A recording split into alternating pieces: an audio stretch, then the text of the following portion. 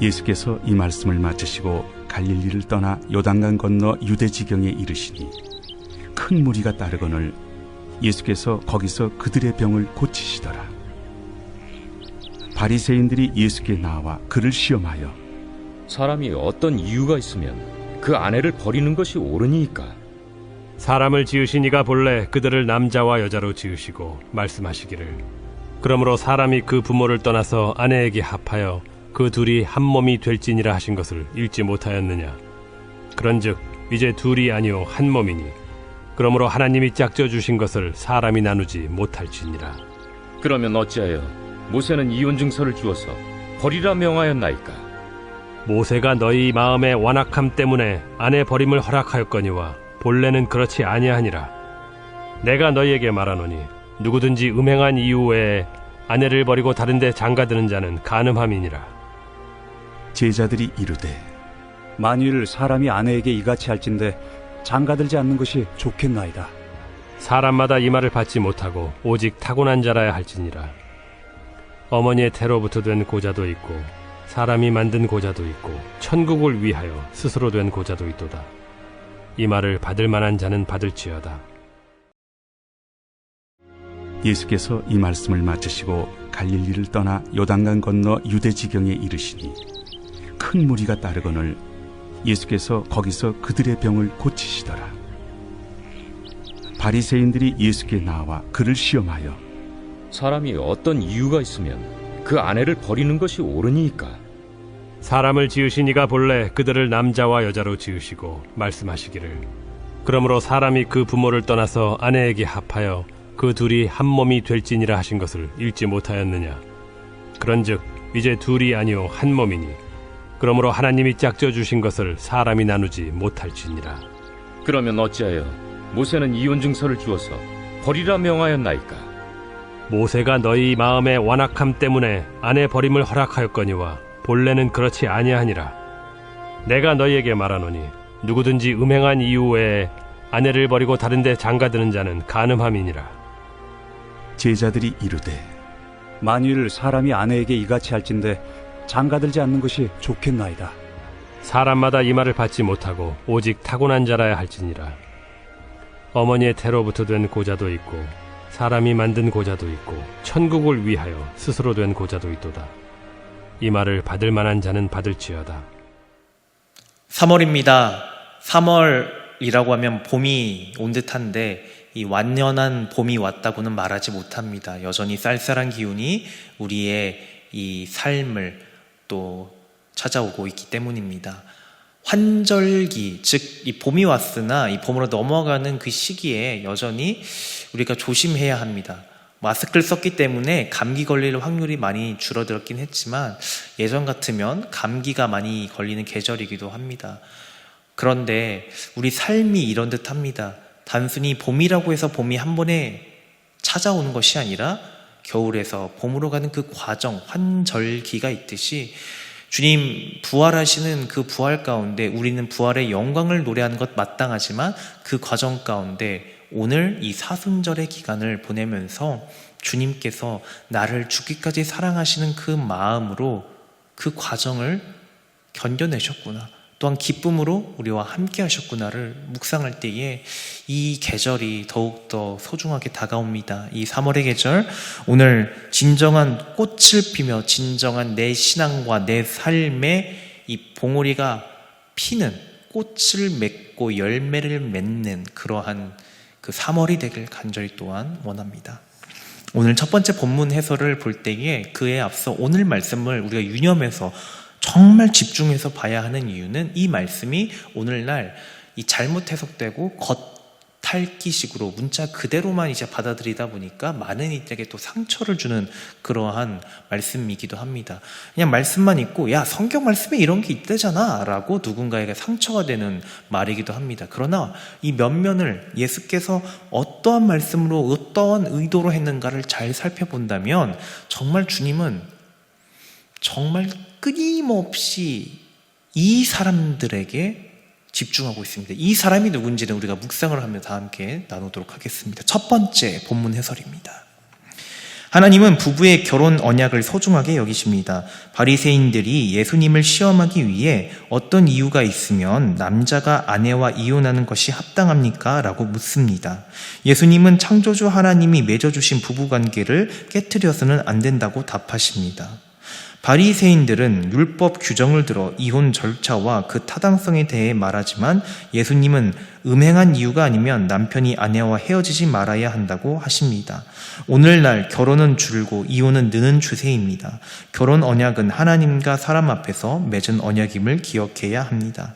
미혼자라면 하나님이 짝지어 주시는 배우자를 만나 가정을 이루도록 기도하고, 기혼자라면 하나님을 주인으로 모신 복된 가정생활을 하도록 기도해야 합니다. 제가 오늘 말씀을 묵상하면서 제가 요즘 근래에 많이 듣는 이야기가 바로 결혼해라 라는 이야기입니다.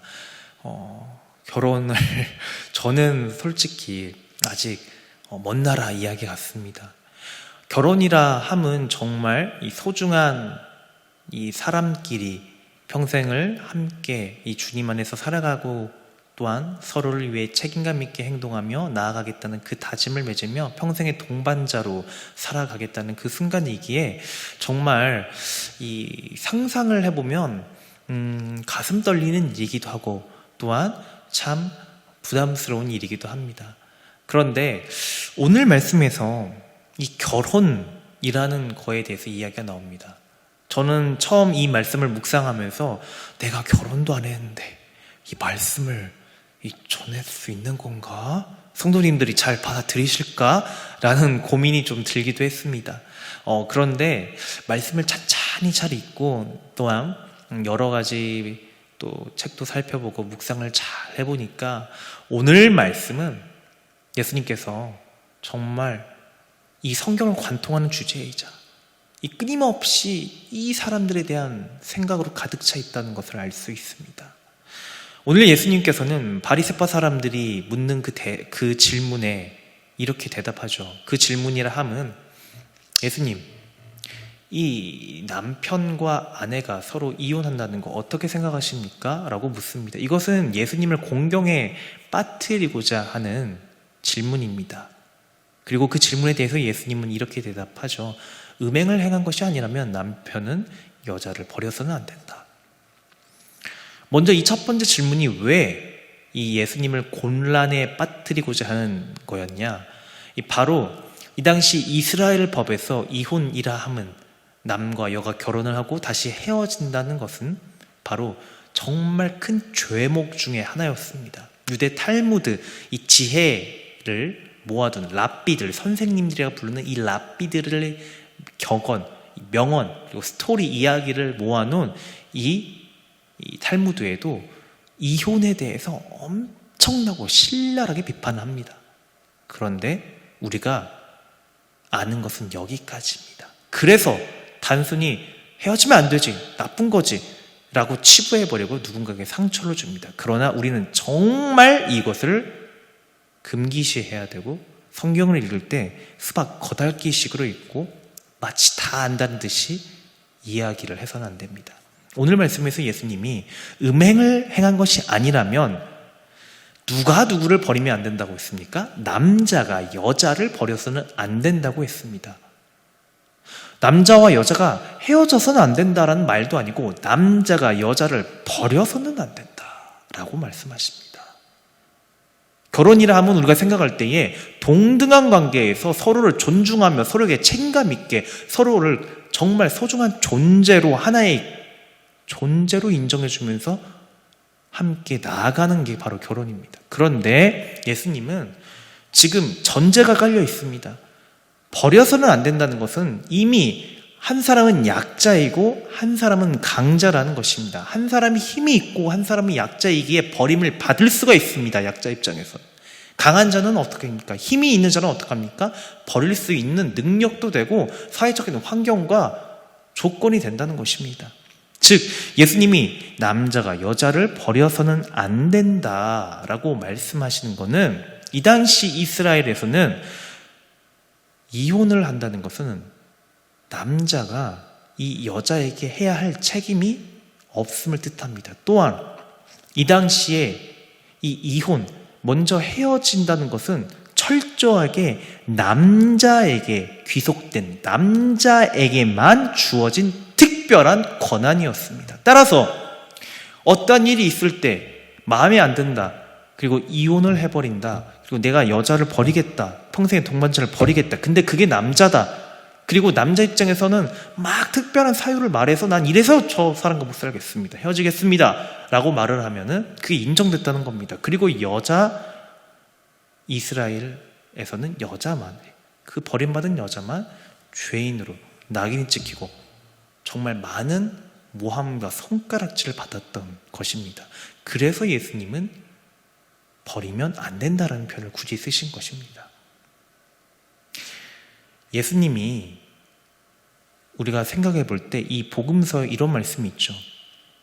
예수님께서 물을 뜨고 있는, 이 우물가에서 물을 뜨고 있는 그 여인에게 가십니다. 그리고 그 여인에게 물을 한 잔 달라 하는데, 우리가 잘 알고 있듯이 그 여인이 서 있는 시간은 해가 쨍쨍 빛나는, 아무도 그 날씨엔 가지 않는, 그 시간대는 가지 않는 그 시간을 골라서 사람이 없을 때에 몰래 가서 물을 뜨고 있는 여인이었습니다. 그리고 예수님이 단번에 말씀하시죠.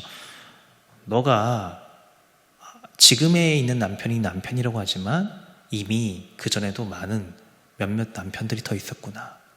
근데 우리는 이 말씀을 가지고 그 우물가의 여인을 음란한 여인이라고 한국교회에서는 그렇게 말을 했습니다. 그래서 음란한 여인을 찾아간 예수 그리스도의 사랑, 이렇게 막 이야기를 합니다. 그러나 그 당시 예수님이 찾아가서 너가 그랬구나, 그런 아픔이 있었구나 라고 공감해주는 사건으로 우리는 새롭게 보아야 합니다.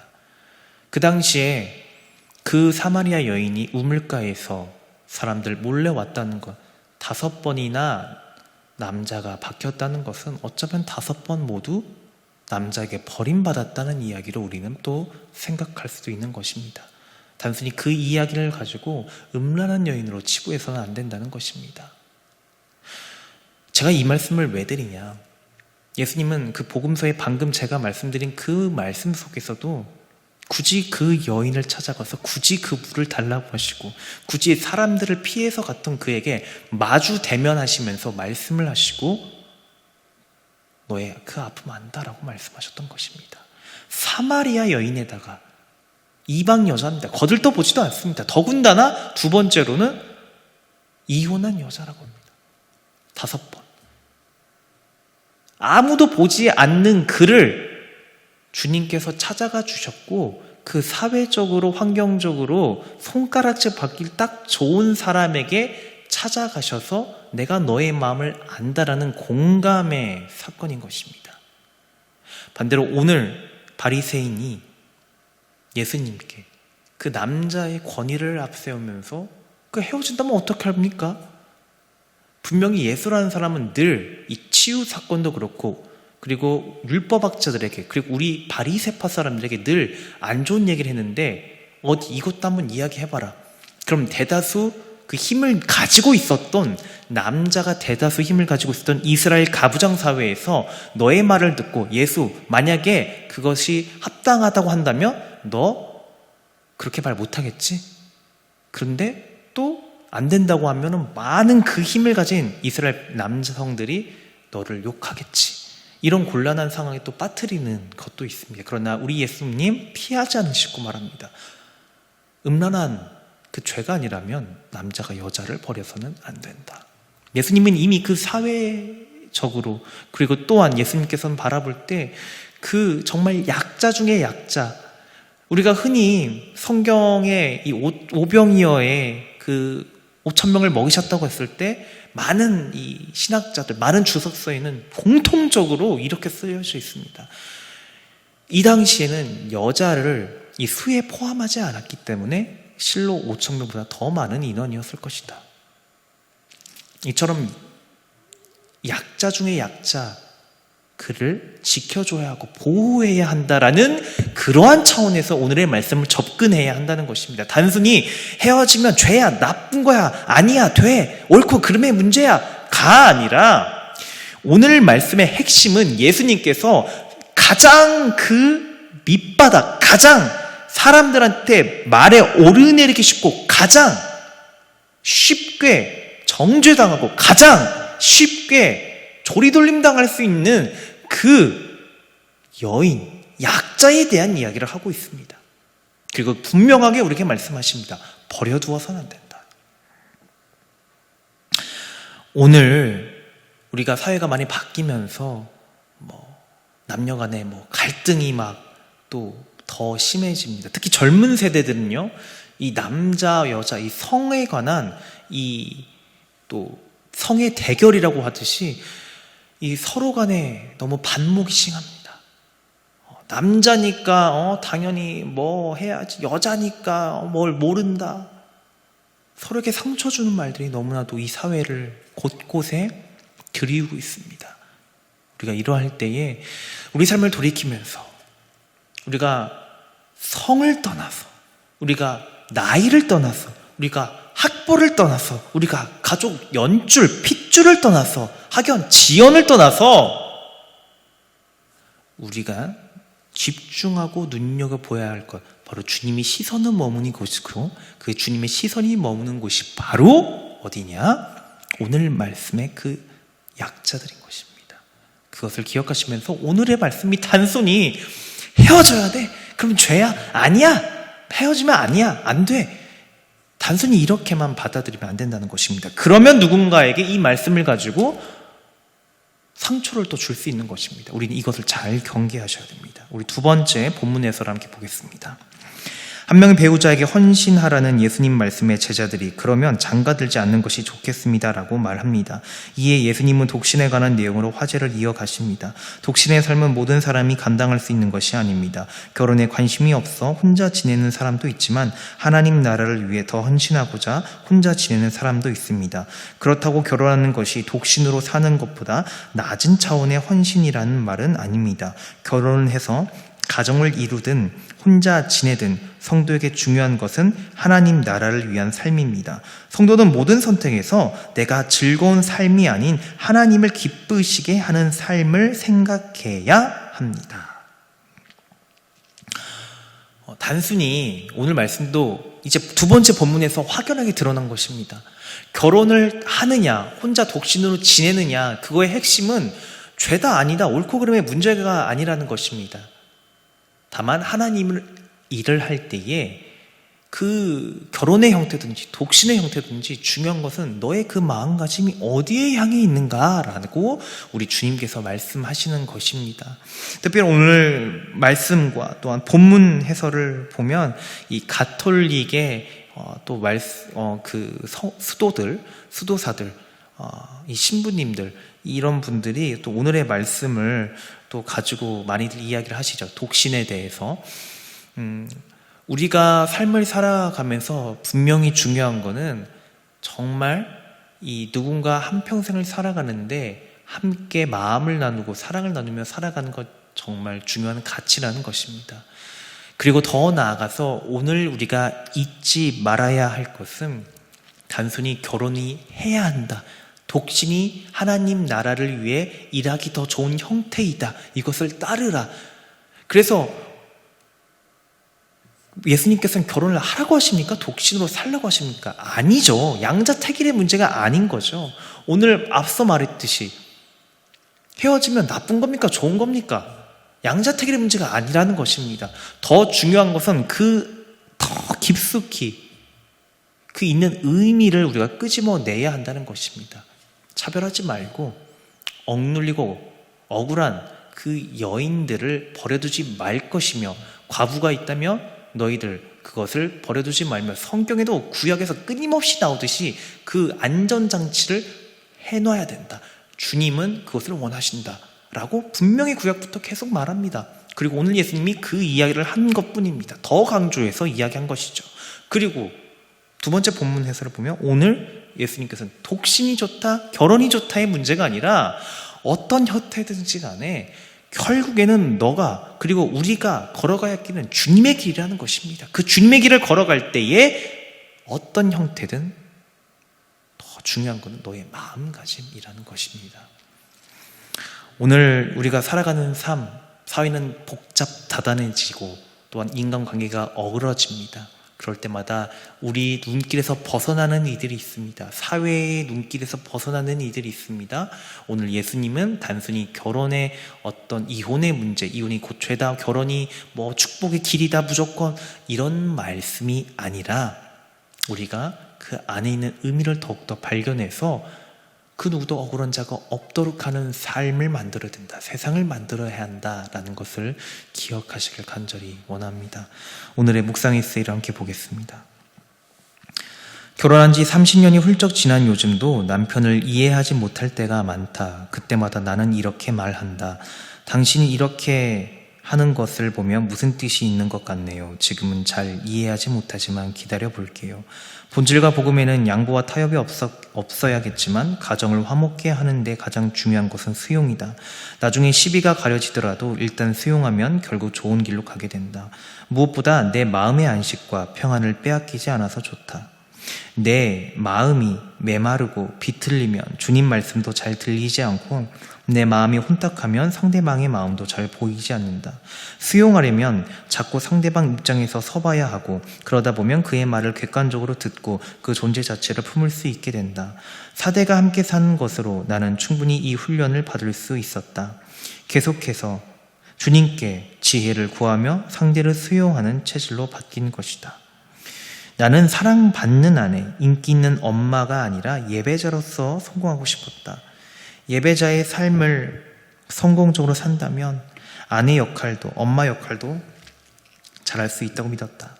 내가 지금도 가정에서 승리할 수 있는 것은 행복한 결혼, 행복한 부부를 목표로 하지 않기 때문이다.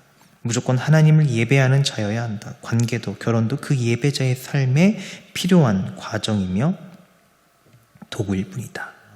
졸혼이라고도 하죠. 그래서 제가 며칠 전에 본 TV 프로그램에서도 이 연예인 노사연 씨와 김무성 씨가 잠깐 자신이 개인적인 시간들을 가져보자라고 합니다. 한쪽은 계속해서 사랑을 하지만 한쪽은 잠시 시간을 갖자고 합니다. 단순히 싫은 게 아니라 잠깐 우리 달려온 길을 또 돌아보며 잠시 우리의 삶을 조금씩 정리해 보면서 정리 정돈 하듯이 그 시간을 가져보자 했던 것입니다. 이처럼 우리가 관계라는 것은 어느 때 조금 쉬어가는 타이밍도 있는 것 같습니다. 오늘 묵상 에세이에서도 30년 결혼했지만 아직도 이해하지 못한다고 합니다. 배우자를. 정말 이 한 문장이 저에게는 참 잘 다가오기도 하는데요. 오늘 우리가 이 에세이를 보면서 조급해하지 말자. 중요한 것은 이 예배자의 본질로서 충만하게 자기가 먼저 내적으로 충만해지다 보니까 그 여러 가지 관계들 역시 잘 세워지고 올바로 또 훈련이 되었다고 얘기를 합니다. 그렇습니다. 우리 안의 기준점, 우리 안의 충만함, 그 충만함은 주님 안에서 누리는 충만함입니다. 그 충만함이 없을 때, 은혜로 충만되지 못할 때, 그 기준점이 주님이지 않을 때 우리는 여러 가지 고민과 또 현실적인 문제 앞에서 넘어집니다.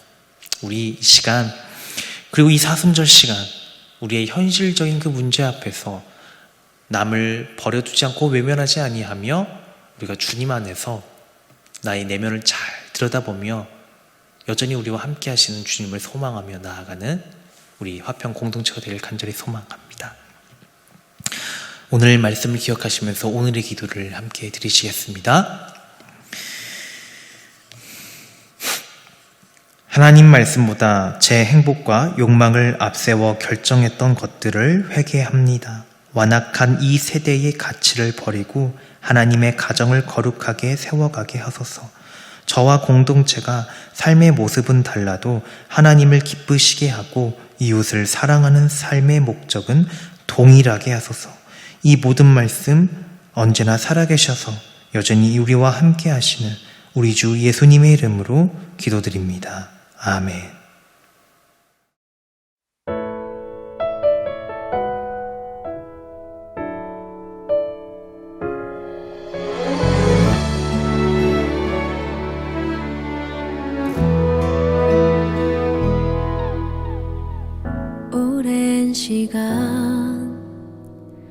함께 해온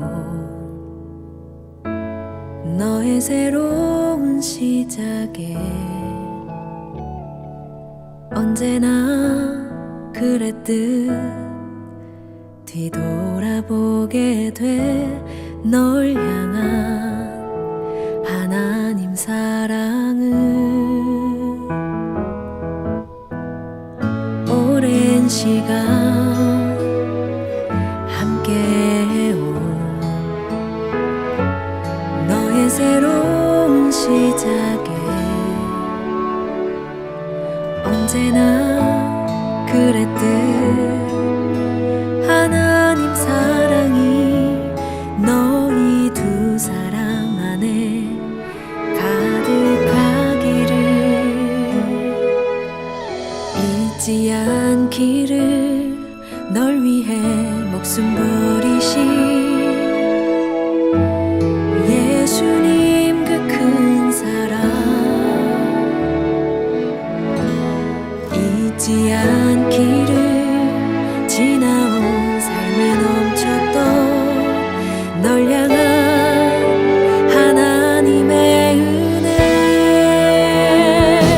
그 사랑이 내 맘 가득히 차고 넘쳐서 주의 사랑 드러내는 내가 되기를 그 사랑이 너희 두 사람 삶에 넘쳐서 온 교회에 온 세상에 하나님 사랑 가득하기를